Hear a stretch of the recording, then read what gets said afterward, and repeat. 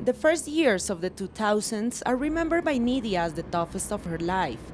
She was displaced twice, and both her husband and son were murdered by paramilitaries.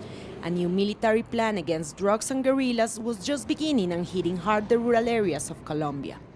They came to repress the communities. They raped women, displaced people, reported false positives by killing peasants and passing them off as guerrillas.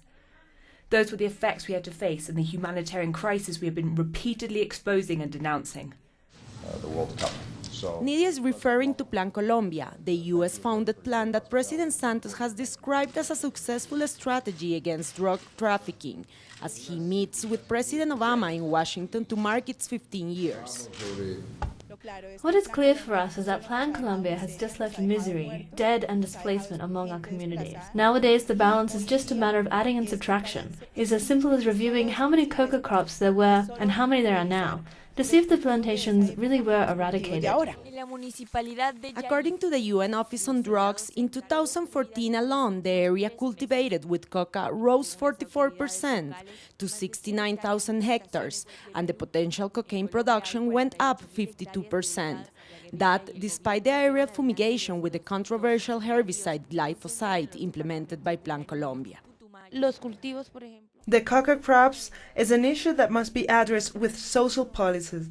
That is why we consider Plan Colombia's strategy as a failed policy that only served to in-debt the country and generate sorrow. The whole outcome is only negative. Your armored vehicle into its army. The success of Plan Colombia in reducing violence has also been questioned.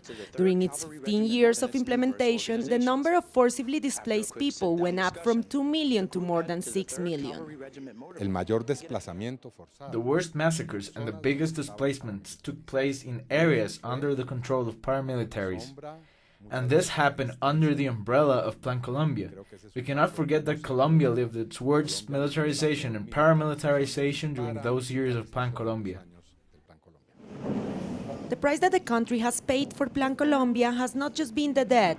While the United States provided $10 billion during the 15 years of the plan, Colombia had to invest $120 billion. Natalia, Margarita, teleSUR, Bogota.